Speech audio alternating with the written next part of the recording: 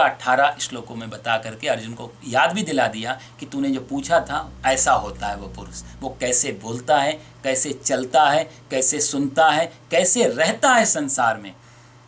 एक एक लक्षण भगवान ने कुछ छोड़ा नहीं। अर्जुन ने जो 4 प्रश्न किए थे स्थित प्रज्ञ का आभासा, श्लोक के 4 पैर, और चारों के बारे में भगवान ने 18 श्लोकों में विस्तार किया। और सांख्य योग के रूप में भगवान ने दूसरा अध्याय अर्जुन के माध्यम से हम और आपको दिया, जिसका नाम था सांख्य योग। अब इसमें समझने वाली बात है कि सांख्य योग जो है वो दुनिया का कहा जाए तो सबसे ज्ञान में सबसे श्रेष्ठ, सबसे हाई लेवल का एक ज्ञान है ये सांख्य। इसको भगवान कपिल ने अपनी माँ देवहूति को श्रीमद् भागवत के 3 स्कंद में बताया है बड़े विस्तार से। तो सांख्य योग एक सबसे सुपर ज्ञान है। सुपर यदि बोला जाए तो जो ज्ञान की जो अंतिम स्टेज है वो सांख्य है। भगवान ने बिल्कुल उसको पहले ही दे दिया। कई बार आप देखो दुकानदार के पास हम जाते हैं, यहाँ तो चलो मॉल है, इंडिया में जैसी दुकानें होती हैं, हम उनके सामान पूछते हैं दिखाओ, तो यूजुअली दुकानदार क्या करेगा, पहले लो लेवल दिखाना शुरू करता है, सस्ता और साधारण। हम बोलते नहीं थोड़ा अच्छा दिखाओ, फिर वो दूसरा अच्छा निकालेगा, फिर और अच्छा दिखाओ, थोड़ा बाबूजी महंगा होगा कोई बात नहीं अच्छा ही दिखाओ। तो सबसे अच्छा और सबसे लास्ट में निकालता है दुकानदार। भगवान अर्जुन के साथ दुकानदारी नहीं कर रहे हैं, इस गीता से पता लगता है। भगवान ने जो सबसे श्रेष्ठ है वो पहले बता दिया, सबसे जो सुपर है वो पहले दे दिया अर्जुन को। इसका अर्थ है कि भगवान श्री कृष्ण अर्जुन से कितना प्रेम करते हैं, इस दूसरे अध्याय से की बारीकी से पता लगता है। अर्जुन को पहले सबसे सुपर ज्ञान दे। दूसरा इसका कारण ये भी था कि अर्जुन ने जो भाषा बोली थी ना भगवान के लिए, जो पूछा था कि ये सब मर जाएंगे तो मैं क्या करूंगा, इनको मार के मैं नरक में जाऊंगा, यही प्रश्न थे ना उसके पहले अध्याय में। और ये सारे वर्ण संकर जायते वर्ण संकरा, वर्ण संकर पैदा होंगे, और मातुलान भ्रातरीन पुत्रान पौत्रान सखी सता, इन सबको मारूं मैं। और उसने 2 लोगों को और पकड़ा था, गुरुन हत्वा ही महानुभावान, गुरुजी ने मेरे को पढ़ना सिखाया, बाण चलाना सिखाया, जिनसे मैंने जीवन में सब सीखा, उन पे मैं वही विद्या उन पे प्रयोग करूं। जिनसे निशाना लगाना सीखा, आज उनकी छाती पे निशाना लगाऊं। गहरे प्रश्न थे अर्जुन के, ज्ञानी वाले प्रश्न थे। एक ब्राह्मण अर्जुन ने जो प्रश्न किए हैं पहले और दूसरे अध्याय में, वो प्रश्न युद्ध के मैदान में पूछने जैसे नहीं थे। वो प्रश्न थे किसी आश्रम में, गंगा किनारे, किसी गुरुकुल में, या तो गुरुकुल में सीखो पढ़ो पूछो सीखते समय, और या फिर किसी आश्रम में संत महापुरुष से जहां अपने ज्ञान की कामना हो। अर्जुन युद्ध के मैदान में ये प्रश्न पूछ रहा है। इसलिए भगवान ने कहा कि तू इतने हाई लेवल के प्रश्न पूछता है तो हाई लेवल का ही ज्ञान सुन ले, तो जो पूछ रहा है उसका उत्तर ये है। भगवान की करुणा भी है, और अर्जुन का अपना ये जो जिज्ञासा थी ब्राह्मण वाली, तो भगवान ने पहले उसको ब्रह्म ज्ञान ही दे दिया। अब हुआ क्या कि अर्जुन पे वो ब्रह्म ज्ञान बेकार हो गया। दूसरा अध्याय यदि अर्जुन के समझ में आ जाता तो गीता यहीं समाप्त हो चुकी होती, गीता फिर आगे नहीं जाती। गीता यदि आगे गई है, भगवान को और बोलना पड़ा है, तो इसका मतलब है अर्जुन पे ये दूसरा अध्याय काम नहीं किया, ये बाण उस पर नहीं लग पाया, वो बच गया, वो किनारे हो गया।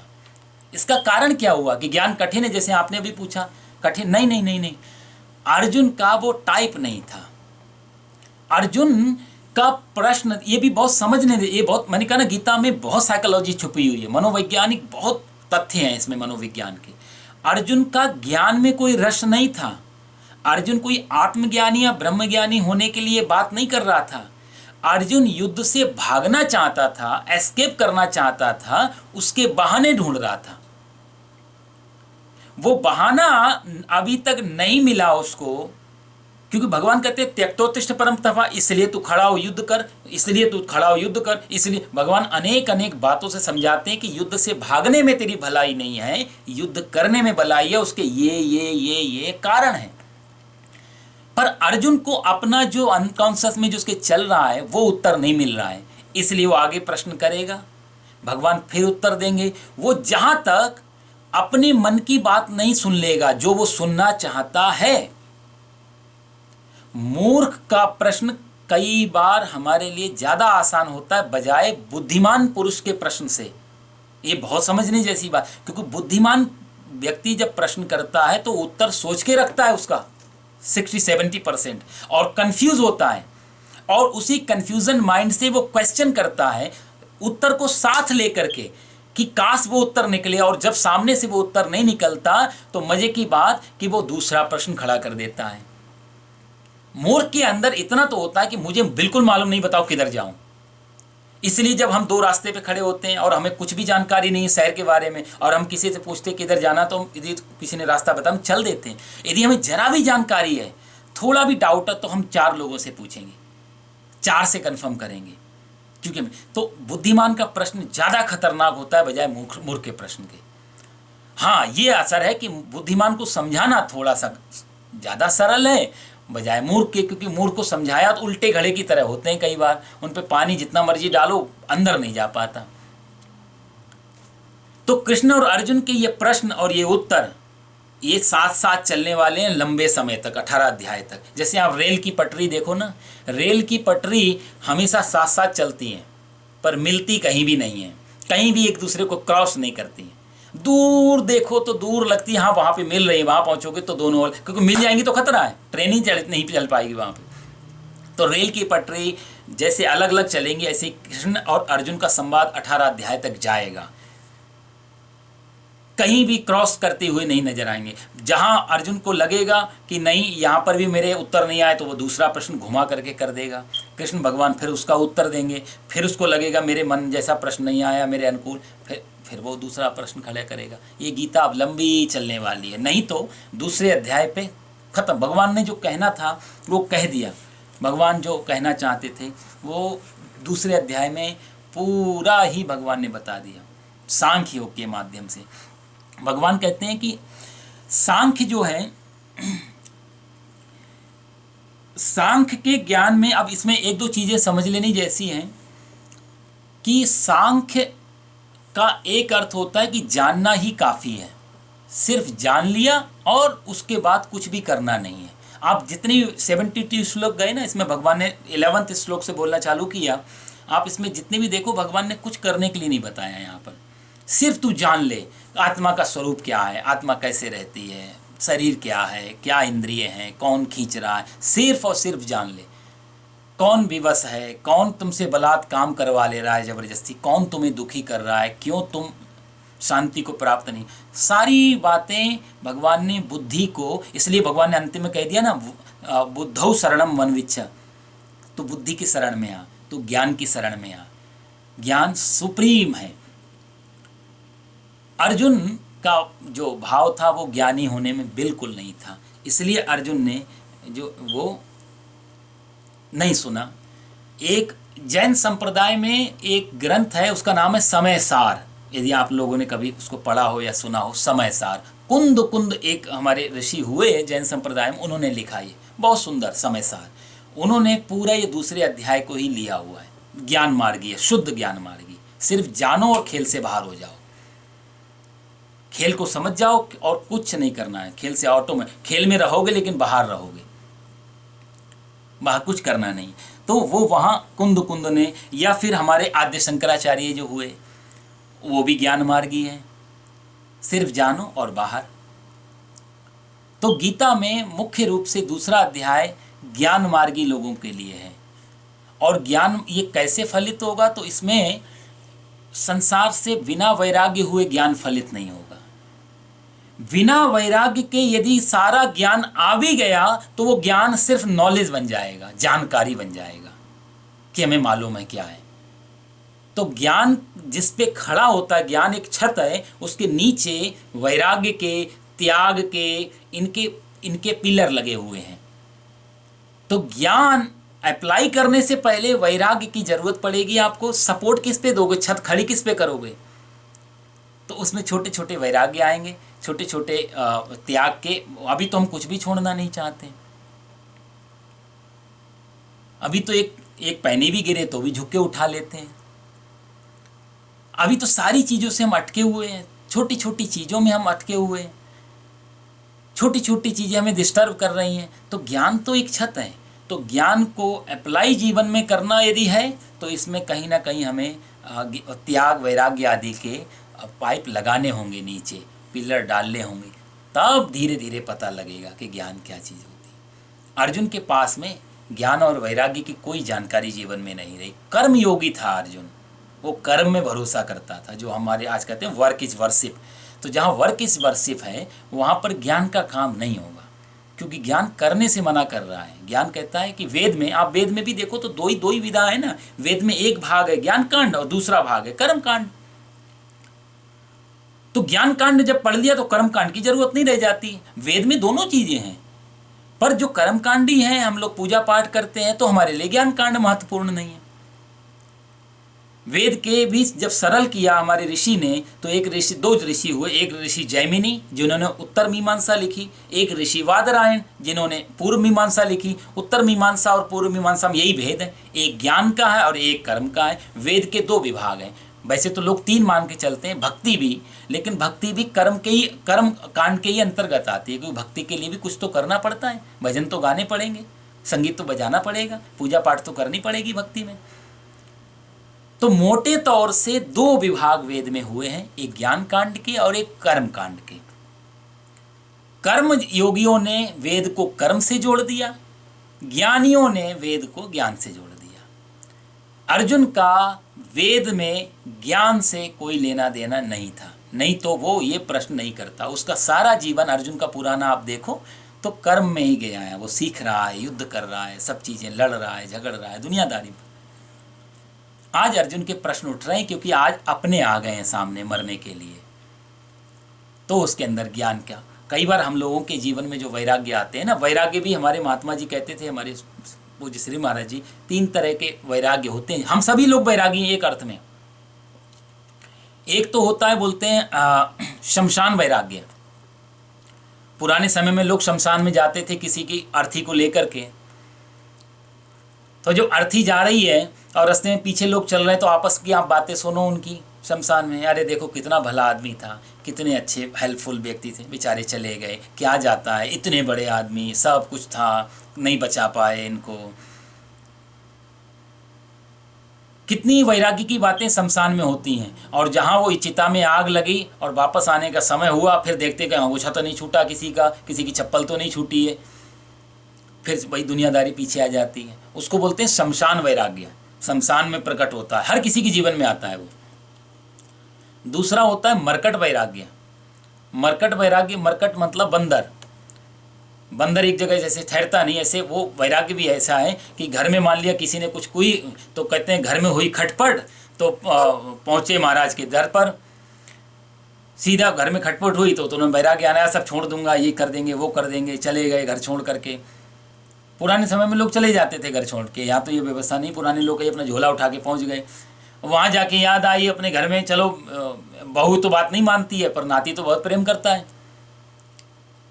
पड़ोसी तो बड़ा मेरी इज्जत करते हैं, बेटा तो आज, अब बेचारे फिर मन में बात, फिर वापस चले आए। अरे बाबा गए नहीं आप, बोला तुम अगली बार कुछ ऐसा किया तो पक्का चला जाएंगे। ऐसे भी कई बार हम कई लोग सुसाइड कर लेते हैं। अब तो अब मॉडर्न हो गया ना जमाना, तो अब लोग जो सुसाइड कर लेते हैं, पुराने समय में घर छोड़ के चले जाते थे, ज़्यादा खुंदक आई तो घर बार छोड़ दिया।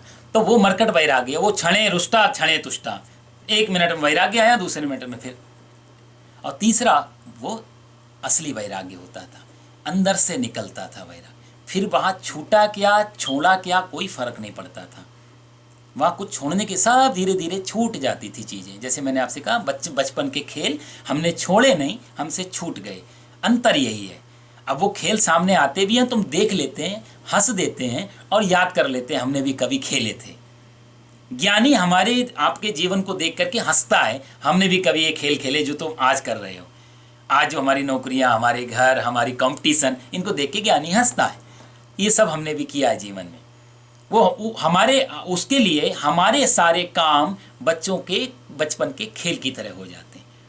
फिर वो भागता नहीं है, जागा हुआ होता है अंतर में। अर्जुन के अंदर ये पिपासा ज्ञान की नहीं होने की वजह से अर्जुन एक एक तर्क देता है नया, कहा जाए तो एक फॉल्स जस्टिफिकेशन खोज रहा है, झूठा तर्क लगा रहा है कि ऐसा हो जाएगा, ऐसा हो जाएगा।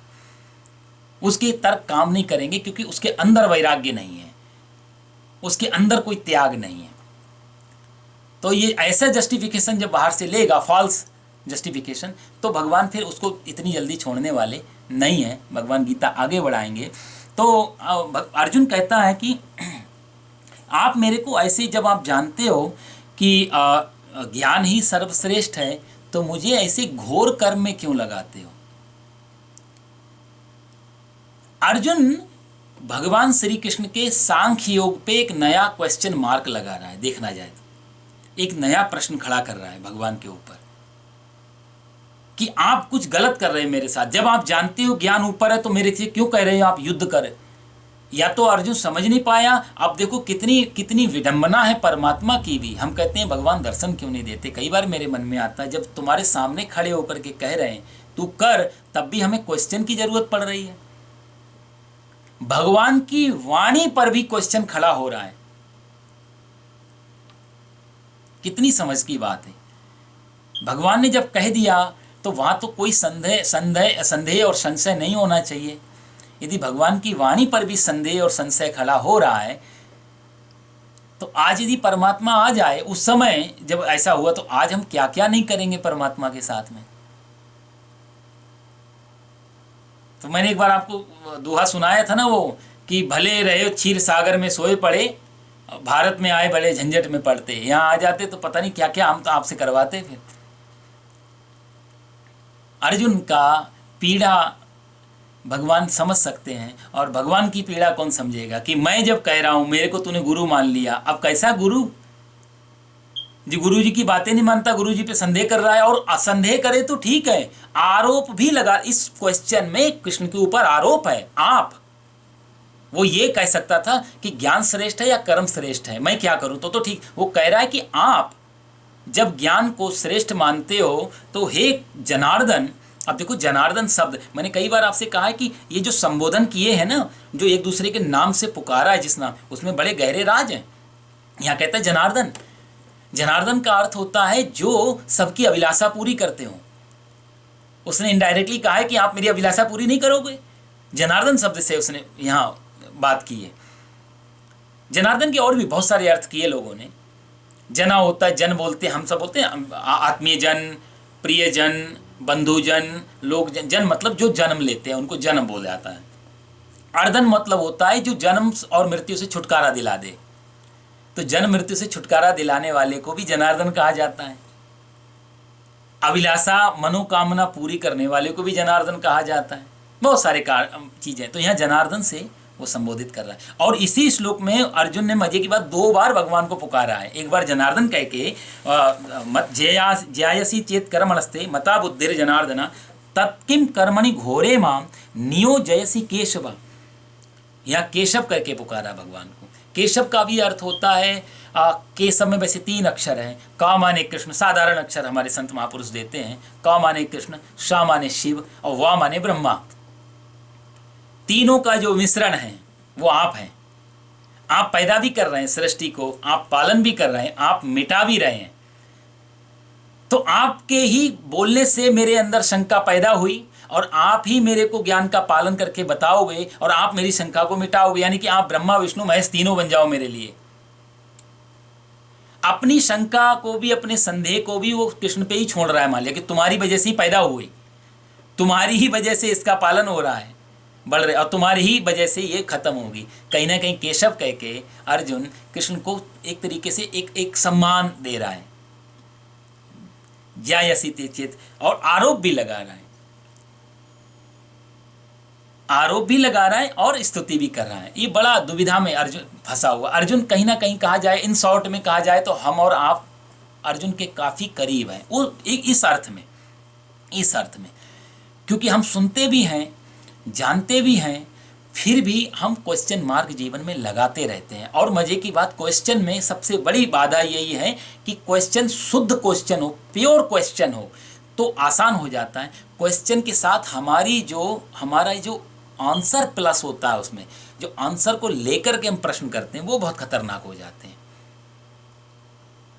वहाँ पर उत्तर देना बहुत ही मुश्किल हो जाता है। जब आप सुनना कुछ चाहते हैं और मैं सुना कुछ रहा हूँ तो गड़बड़ हो जाएगी। तो फिर क्या होगा, तसल्ली नहीं मिल पाएगी। फिर चाहे हम आपको रामायण सुनाए, चाहे भागवत सुनाए, चाहे गीता सुनाए, चाहे संगीत सुनाए, आपने यमन राग सुनना है, मैंने भैरवी शुरू कर दिया, तो आप वेट करोगे कब आप यमन पे आओगे, कब यमन पे आओगे। अब आप लेके ही मन से चले हो कि राग सुनने जा रहे हैं तो यमन ही सुना दें, तो जब तक यमन पे मैं आऊँगा नहीं तब तक सारे मैं आपको थाट सुना दूँ, सारे थाट के सब यमन ही छोड़ दूँ, तो आप बेचैन लौटोगे। ऐसे ही उत्तर यदि लेके चलेंगे हम और तब प्रश्न करेंगे, अर्जुन अपने मन में उत्तर, अर्जुन के अनकॉन्शियस माइंड में घूम रहा है कृष्ण कब बोल दें कि ठीक है तू भाग जा, और जब भगवान श्री कृष्ण बोल देंगे तो कम से कम इस जिम्मेदारी से मुक्त हो जाएगा कि मैं भागा, वो कहेगा कृष्ण ने बोला था तो भागा। तो अर्जुन के पूरी गीता में आप देखोगे अनकॉन्शियस में उसके वही पलायन, जो एस्केपिज्म है वो कहीं ना कहीं बैठा हुआ है, पलायनवाद हो। और कृष्ण कब बोलते हैं भागने, कब बोलते हैं भागने। भगवान श्री कृष्ण कभी हाँ में हाँ जो मिला दे वो कृष्ण ही नहीं है। मजे की बात ये कृष्ण की बहुत बड़ी करुणा है, जो मैंने शुरुआत में कही। प्रेम का मतलब हाँ में हाँ मिलाना नहीं होता। जो माँ बाप अपने बच्चों की हाँ में हाँ मिला देते हैं, बाद में परेशानी खड़ी होती है, बच्चा जिद्दी हो जाएगा कुछ और। तो हमारे यहाँ जो गुरुकुलों की परंपराएं थी, माता पिता का जो कर्तव्य था बच्चों को प्रति, तो यही था। ताड़ेत पंचवर्षाणी 10 वर्षाणी लालेत और प्राप्तेति 16 वर्षे पुत्र मित्र बदाचरेत, चाणक्य नीति कहती है। लालन पालन करो, प्रेम मोहब्बत पूरी करो, ख्याल रखो सब कुछ, लेकिन गलत रास्ते पे यदि जा रहा है तो आप उसके शत्रु हो जाओ। छोड़ता है तो छोड़ दे। यही गुरु का, आप सुंदरकांड का पाठ पढ़ रहे हैं, सुंदरकांड के पाठ में बड़ी सुंदर बात। एक्चुअली में हम लोग कई चीज़ों का पाठ ही करते हैं, यदि थोड़ी भी चीज़ें समझ में लाए पूरे जीवन का फिलॉसफी छुपी होती है। सुंदरकांड में कहते हैं कि सचिव वैद्य गुरु इन तीन लोगों के नाम लिए, सचिव वैद्य और गुरु। प्रिय बोले भय आस। सचिव जो हमारी कैबिनेट है, हमारे हर किसी के पास अपनी अपनी कैबिनेट होती है। हमारे अपने मंत्री होते हैं, कोई गृह मंत्री है पत्नी के रूप में, बच्चे हैं, पिता हैं, दादा दादी हैं, और लोग हैं। ऑफिस में जाते हैं तो वहाँ हमारी एक नई कैबिनेट होती है। हर जगह हमारी कहीं ना कहीं मंत्रिमंडल है हमारा। किसी पे हम शासन करते हैं, कोई हम पे शासन करता है। इतना ध्यान रखो कि हनुमान जी कहते हैं कि जो हमारे सचिव, हमारा जो कैबिनेट मंत्री हैं, वो यदि अपने राजा से बहुत मीठा बोलने लगे, प्रिय बोलने लगे, तो डरने की जरूरत है। राजा को सावधान हो जाना चाहिए, खतरा है। सचिव। दूसरा वैद्य मतलब डॉक्टर लोग पेशेंट से बहुत मीठी मीठी बातें करें, बहुत ज़्यादा। नहीं आप तुम कोई बात नहीं, कुछ खाना है, कुछ पीना है, कोई इच्छा हो तो बताओ, इसका मतलब पेशेंट खतरे में आ जाएगा। डॉक्टर साहब क्या बात है, ऐसे पूछ रहे जैसे अंतिम इच्छाएं पूछी जाती हैं। बहुत प्रेम से डॉक्टर बोलने लगे तो भी खतरनाक है। डॉक्टर को चाहिए जो सच्चाई है, सच्चाई थोड़ी कड़वी होती है, वहाँ सावधान किया गया। और वैद्य गुरु भी प्रिय नहीं बोलना चाहिए। जहाँ लगे कि शिष्य गलत कर रहा है, जहाँ लगे कि पेशेंट गलत रास्ते पे है, तो डॉक्टर को समझाना चाहिए। नहीं, यदि इस तरह चलोगे तो हम तुम्हारा कुछ ट्रीटमेंट नहीं हो पाएगा, फिर ये फलित नहीं हो, फिर दोष आप हमको दोगे, मेडिकल साइंस को दोगे। तो मेडिसिन भी लो और प्रिकॉशन भी रखो, दोनों में आप गलती नहीं कर सकते। गुरु शिष्य को संभालता है। ज्ञान नया सुन, और जो सुन लिया है उसको अप्लाई करने की भी कोशिश कर। ऐसी बच्चों के लिए माँ बाप कहते हैं। तो प्रेम और करुणा और अटैचमेंट का मतलब ये नहीं होता कि आपकी हाँ में हाँ। कृष्ण भगवान अर्जुन की हाँ में हाँ नहीं मिला रहे, प्रश्न करने के लिए। अर्जुन के अंदर शंका आती है तो प्रश्न खड़ा करता है, कोई दिक्कत नहीं। भगवान कहीं भी उसको नहीं डांटते कि वो प्रश्न खड़ा कर रहा है, प्रश्न खड़ा पूछता है, भगवान श्री कृष्ण उत्तर देते जाते हैं। लेकिन अर्जुन जो चाहता है, कृष्ण को मालूम है, उसको बिल्कुल उसके हाँ में हाँ नहीं मिला रहे। और यही गीता का विलक्षण बात है, यही गीता का अद्भुत सौंदर्य है कि जहाँ पर गुरु शिष्य की संवाद की रेलवे लाइन दोनों चल रही हैं, कहीं मिलने नहीं दे रहे हैं वो। यदि तू अपनी जगह ठीक है, कृष्ण भगवान कहते हैं मैं अपनी जगह ठीक हूँ, मैं जो ठीक है वही कहूँगा तुझे, चाहे बुरा लगे चाहे अच्छा लगे, तू प्रश्न करते रहे अपनी जगह। अर्जुन कहता है कि आप ये व्यामी श्रेणेन, कितनी सुंदर बात कहते हैं कि व्यामी श्रेणेम वाक्येन। आप ये गोल गोल गोल गोल बातें क्यों कर रहे हैं? भगवान ने कोई गोल गोल बातें नहीं की साहब, भगवान ने सीधा बताया।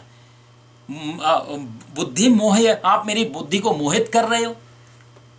अर्जुन कहता है बुद्धि को मोहित कर रहे हो आप। भगवान ने ऐसी कोई बात नहीं कर दी जिससे तू कंफ्यूज हो जाए। कंफ्यूज तू खुद है। और ये बात बहुत गहरी है कि कंफ्यूजन माइंड से जब हम प्रश्न करेंगे दूसरे से तो कंफ्यूजन ही वापस आएगा, क्योंकि जिस कंफ्यूजन माइंड से क्वेश्चन किया जा रहा है, सुनने के लिए भी तो वही कंफ्यूजन माइंड है। माइंड कंफ्यूज्ड है और आपने कोई क्वेश्चन किया, तो जब सुनोगे तो भी तो आप वही हो, कंफ्यूज्ड। तो कंफ्यूज्ड अवस्था में सुनोगे तो कंफ्यूजन ही क्रिएट होगा साहब। तो क्वेश्चन करने के लिए पहले माइंड को क्लीन करना जरूरी है, तब प्रश्न होता है। अर्जुन अपने आप से हिप्नोटाइज्ड है, सम्मोहित है, और वो वही चाह रहा है। इसलिए अर्जुन, भगवान श्री कृष्ण कितनी ऊंची की बात कहें, वो कहता है तुम मेरी बुद्धि को मोहित कर रहे हो, आप मेरे को गोल गोल घुमा रहे हो, आप कभी कुछ कह रहे हो, कभी कुछ कभी बोलते हो कर्म ज्ञान श्रेष्ठ है, और जब ज्ञान श्रेष्ठ है तो मेरे से कह रहे हो युद्ध कर। भगवान ने इतनी सीधी बात कह दी, इससे सीधापन क्या होगा? अर्जुन, कोई मारता नहीं, कोई मरता नहीं, तू आत्मा, ये भी आत्मा, आत्मा पे तू शस्त्र भी नहीं चला सकता, आत्मा गीली नहीं होती, तू युद्ध कर, तू खेल समझ इसको। अब वो कह रहा है तुम मेरे को मोहित कर रहे हो। इतना स्पष्ट बोलने पर भी अर्जुन भगवान श्री कृष्ण पे ये आरोप लगा रहा है कि आप मेरे को मोहित कर रहे हो, तो ये भगवान को नहीं जमा। व्यामि श्रेणेम तदेकम वद निश्चित्य, अगले लाइन में अर्जुन कहता है एक निश्चित बात आप मेरे को बता दो, एक निश्चित बात जो बिल्कुल परफेक्ट हो मेरे लिए, वो बता दो। निश्चित बात के क्या बताने? अनिश्चित माइंड हमारा है, इन डिसीजन में हम फंसे हुए हैं। डिसीजन आप दे दो, कैसे हो जाएगा? इन डिसीजन मेरे अंदर है, आपसे कोई भी डिसीजन आएगा वो मेरे लिए इनडिसीजन ही बन जाएगा। अर्जुन कहता है कि आप इनडिसीजन में मेरे को फैला रहे हो। इनडिसीजन भगवान नहीं दे रहे हैं, अनिश्चित अर्जुन का माइंड है। एक परंपरा है जैन में, वहाँ पर आश्रम में एक नियम है उनके यहाँ कि गुरु कहते हैं शिष्यों से आप अपनी चटाई लेके आओ, हमारे आश्रम में बैठो, चटाई डाल के ज्ञान सुनो, जो हम कहते हैं।